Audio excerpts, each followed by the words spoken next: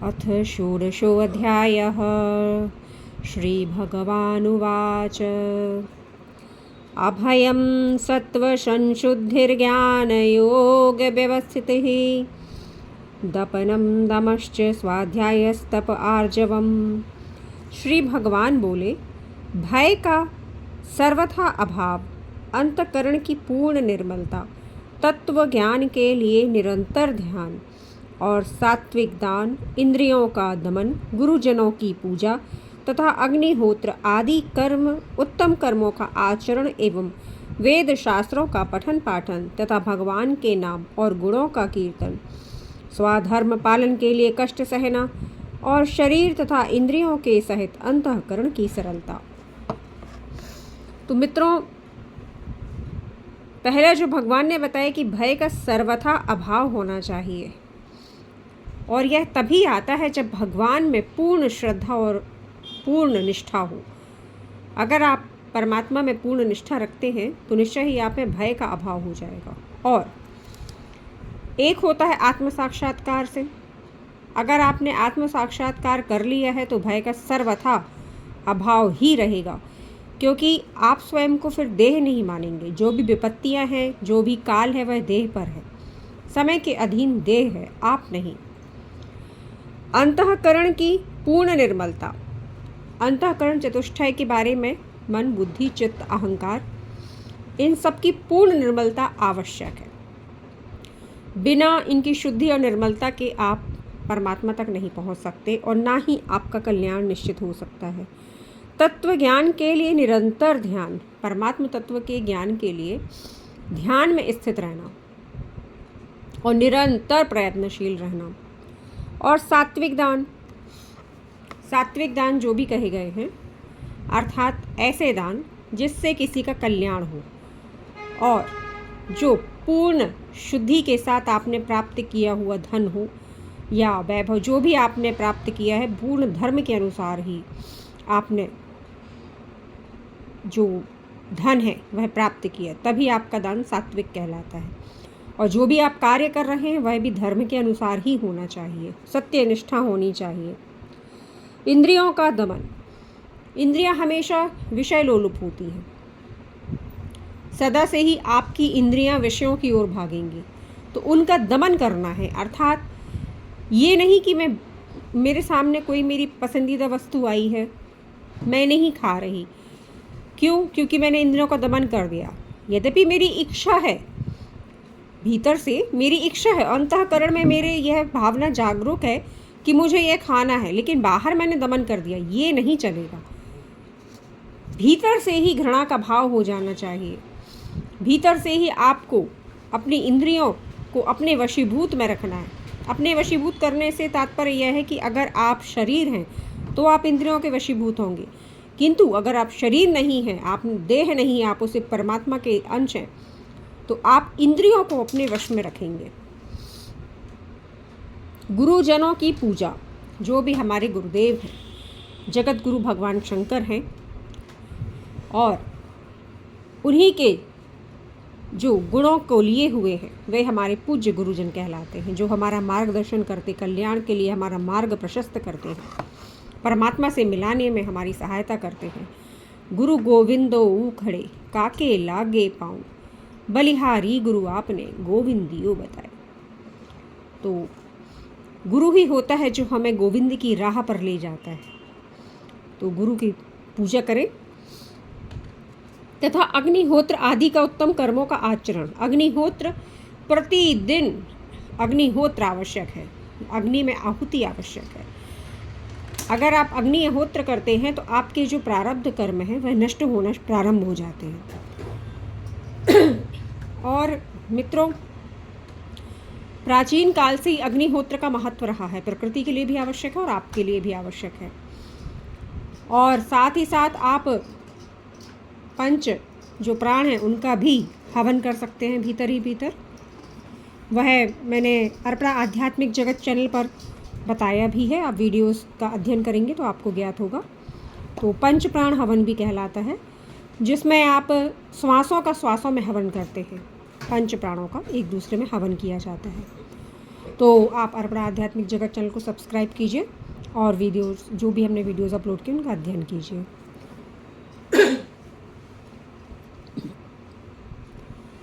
एवं वेद शास्त्रों का पठन पाठन और भगवान के नामों गुणों का कीर्तन।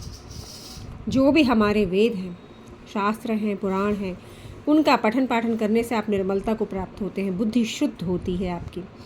कलयुग में इन सभी का आचरण करने वालों को बहुत ही रूढ़िवादी और पिछड़ा कहा जाता है, किंतु यही एकमात्र साधन था स्वाध्याय, जिसके द्वारा आपका मन, बुद्धि, चित्त, अहंकार सब शुद्ध होते हैं। और प्रतिदिन का नियम था, प्राचीन काल से ही नियम था कि प्रतिदिन ऐसा करना है। जो भी इनसे दूर होता था वह शुद्ध नहीं रह पाता था, परमात्मा से दूर हो जाता था और आसुरी भाव को प्राप्त होता था। आपने प्राचीन कथाओं में अक्सर सुना होगा कि जिन्होंने भी वेदों को ठुकराया है, चाहे वह सामान्य देव रहे हों या जो भी, उनका निश्चित ही कल्याण भंग हुआ है। निश्चित ही वह नीचे की ओर प्रस्थान कर गए, अर्थात नरक योनि में गए हैं और पृथ्वी लोक में भोग भोग कर नरक को फिर गमन किया है। तो आपको ईश्वर के द्वारा जो मार्ग प्रशस्त किया गया है, ईश्वर के द्वारा जो शुद्धि का मार्ग बताया गया है, वह स्वाध्याय, वेद पाठों और शास्त्रों का, पुराणों का अध्ययन करें, निरंतर करें। मित्रों, मैंने भी श्रीमद् भगवद गीता का पाठ अपलोड किया हुआ है अपने चैनल पर, निरंतर करती जा रही हूँ और पूरी श्रृंखला है, पूरी सीरीज है। आप अगर प्रतिदिन सुनना चाहें तो प्रतिदिन भी सुन सकते हैं। और मित्रों, बार बार सुने श्रीमद् भगवद गीता, आप प्रतिदिन सुने और पढ़ें भी। इससे आपको बहुत ज्ञान होगा, बहुत लाभ भी होगा, मानसिक शांति मिलेगी, आत्मिक शांति मिलेगी। भगवान के नाम और गुणों का कीर्तन, श्री हरि के नाम और गुणों का कीर्तन, जितने भी 1 सहस्त्र नाम या और भी ऐसे नामों का आप जप कर सकते हैं, जिनसे मानसिक पीड़ा की शांति, ग्रह पीड़ा की शांति होती है और आपका जो आपके लिए जो मार्ग है, अर्थात स्वयं से स्वयं तक पहुंचने का मार्ग, उसमें आने वाली सभी बाधाओं का नाश भी होता है। और उनके गुणों का भी कीर्तन आवश्यक है परमात्मा के। स्वधर्म पालन के लिए कष्ट सहना, अपने जो धर्म का पालन है उसके लिए आप कैसे भी कष्ट आए सहे, सत्य बोलें और सत्यनिष्ठा से कार्य करें। शरीर तथा इंद्रियों के सहित अंतःकरण की सरलता रखें। देह को भी सरल रखना है, किसी भी आडंबर में नहीं, पाखंड में नहीं फंसना है और इंद्रियों की सरलता आवश्यक है। अहिंसा, सत्यम, क्रोधस्त्यागः, शांति पैशुनम, दया भूतेरुवलोलुप्तवं, मार्दवं ह्रीरचापलं, तेजः क्षमा धृतिः, शौचमेद्रोहो नातिमानिता, भवन्तीं संपदं दैवीमभिजातस्य भारत। मन, वाणी और शरीर से किसी को कष्ट ना देना। मन में किसी के प्रति बैर भाव ना हो, घृणा ना हो। वाणी से कोई भी ऐसा शब्द ना निकले जिससे किसी को पीड़ा पहुंचाए, और शरीर से किसी को कष्ट ना देना, अर्थात जो हमें देह प्राप्त हुई है कर्मों के वश, उससे अब और बुरे कर्म ना करें, किसी को पीड़ा ना पहुंचाएं। अपना यथार्थ और प्रिय भाषण, यथार्थ का अर्थ होता है जो सत्य है उसी को बोलें। किसी के प्रति ऐसा भाषण ना करें, ऐसे भाषित ना हो कि आप उसका अहित कर रहे हैं, अर्थात वह कोई अप्रिय कार्य कर रहा है या कोई बुरा कर्म कर रहा है, लेकिन उसके लिए हम चापलूसी कर रहे हैं, प्रिय बोल रहे हैं। ये प्रिय भाषण नहीं है। सत्यनिष्ठा और ऐसा भाषण जो किसी को, हमें सत्य तो बोलना है किंतु हृदय ना दुखे किसी का। अपना अपकार करने वाले पर भी क्रोध ना करना। जो हमारा बुरा कर रहा है, जो हमारे लिए बुरा सोच रहा है, उस पर भी हम क्रोध ना करें और ना ही उसके बारे में ऐसा कोई बुरा विचार करें। कर्मों में कर्तापन के अभिमान का त्याग। मैं कर्ता नहीं हूँ क्योंकि मैं देह नहीं हूँ, मैं अकर्ता हूँ, मैं परमात्मा का अंश हूँ। जब परमात्मा प्रकृति में स्थित होते हुए भी कर्ता नहीं है तो मैं भी कर्ता कैसे हो सकता हूँ। चित्त की चंचलता का अभाव, चित्त को शांत रखना है, भटकाव में नहीं फंसना है, निंदा ना करना, किसी की भी बुराई नहीं करनी, निंदा नहीं करनी है, दया, सभी के प्रति दया, समान भाव, चाहे वह पशु पक्षी हों, जीव हों, चाहे कोई भी मनुष्य हो, किसी भी योनि में हो, उन सबके प्रति दया भाव। अनासक्ति, आसक्ति नहीं रखना है किसी भी चीज़ में, अर्थात किसी से भी, चाहे व्यक्ति, वस्तु, स्थान कोई भी हो, लगाव नहीं होना चाहिए। लगाव तो सिर्फ और सिर्फ एक परमात्मा से होना चाहिए। अगर आप उस एक परमात्मा को सर्वोच्च स्थान पर रखते हैं तो निश्चित ही आप उन तक पहुंच जाएंगे, और अगर भटकाव की स्थिति में रखते हैं तो आप भटक जाएंगे, क्योंकि यह मार्ग आपने ही चुना है, परमात्मा ने नहीं। परमात्मा ने तो खुला रास्ता दिया है आपको, किंतु बुद्धि और मन के वशीभूत होकर हम ही उस मार्ग में बाधा पहुंचाते हैं। कोमलता,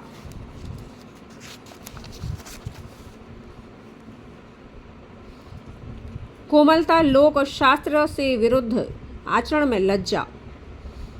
कोमलता का अर्थ होता है किसी के भी प्रति दया भाव, किसी के कोई भी ऐसा कष्ट ना देना, लोक और शास्त्र के विरुद्ध आचरण करना, अर्थात कोई भी ऐसा कार्य, घृणित कार्य जिससे हमें लोक में, संसार में अर्थात और शास्त्रों के विरुद्ध जाना पड़े, उसमें लज्जा आनी चाहिए। और व्यर्थ चेष्टाओं का अभाव, व्यर्थ चेष्टाओं में नहीं फंसना, व्यर्थ के कार्यों में नहीं फंसना, समय को बर्बाद नहीं करना है, बहुत ही अमूल्य है जो भी हमें श्वासें मिली हैं।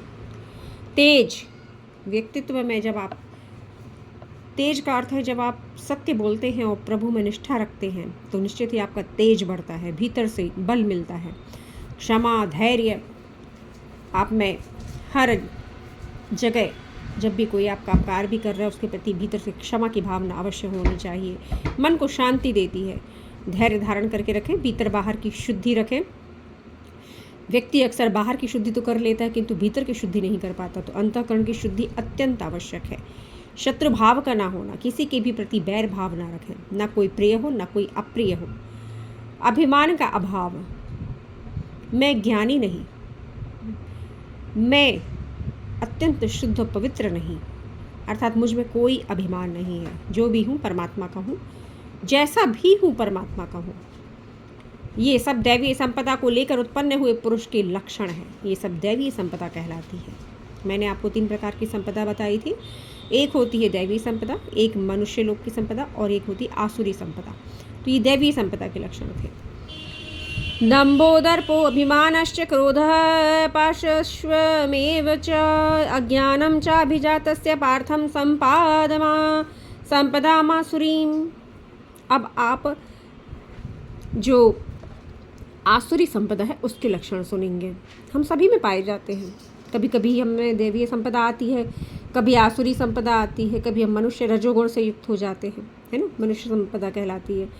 तो अब आसुरी संपदा के बारे में है कि हे पार्थ, दंभ, घमंड, अभिमान, क्रोध, कठोरता और अज्ञान, हर तरह से नीचे स्तर पर जो कार्य करे वह आसुरी संपदा है।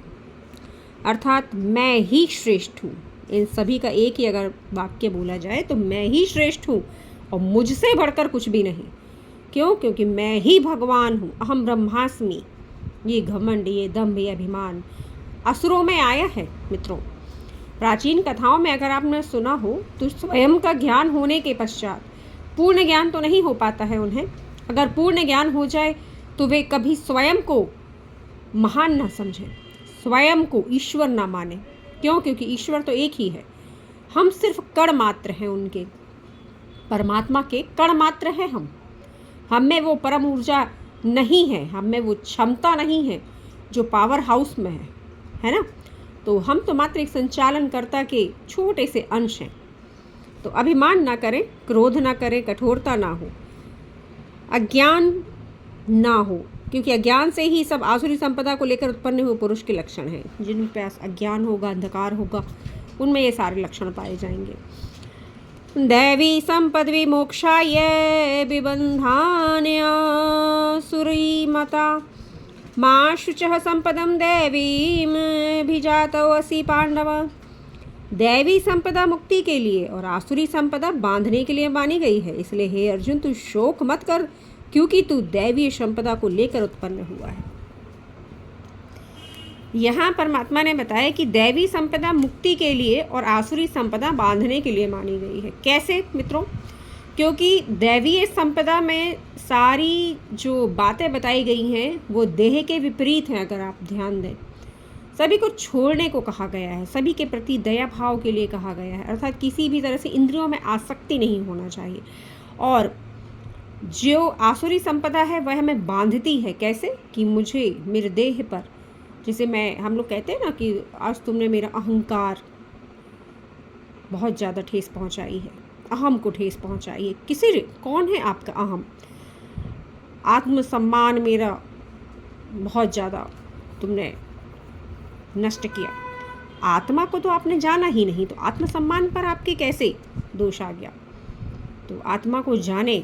आत्मा है कौन? वो निर्लिप्त है, उस पर कोई नैनम छिन्दन्ति शस्त्राणि नैनम दहति पावकः न चैनम क्लेदयन्तापो न शोषयति मारुतः। वह है आत्मा। तो पहले आत्मा को जानना होगा, तभी तो आत्मसम्मान कहलाएगा।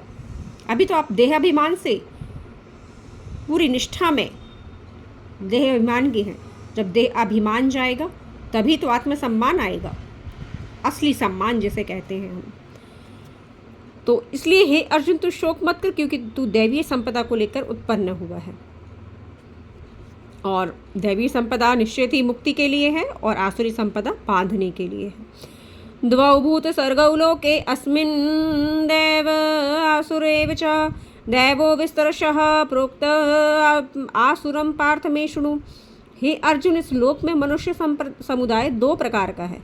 एक तो दैवीय प्रकृति वाला और दूसरा आसुरी प्रकृति वाला। उनमें से दैवीय प्रकृति वाला तो विस्तार पूर्वक कहा गया। अब तू आसुरी प्रकृति वाले समुदाय के बारे में सुन। मैंने भी अभी आपको बताया कि मनुष्य के अंदर दैवी और आसुरी संपदा इस कलयुग में तो निश्चित ही है, हम सभी के भीतर पाई जा रही है। कभी हम दैवीय संपदा वाले हो जाते हैं जब क्षमा, दया, धैर्य, निर्मलता सब होती है हमारे भीतर। कभी आसुरी स्वभाव के हो जाते हैं, कठोरता, घृणा, द्वेष भाव लोगों के प्रति और आसक्ति, ये सब आसुरी स्वभाव कहे गए हैं। तो निश्चित ही दो प्रकार के होते हैं।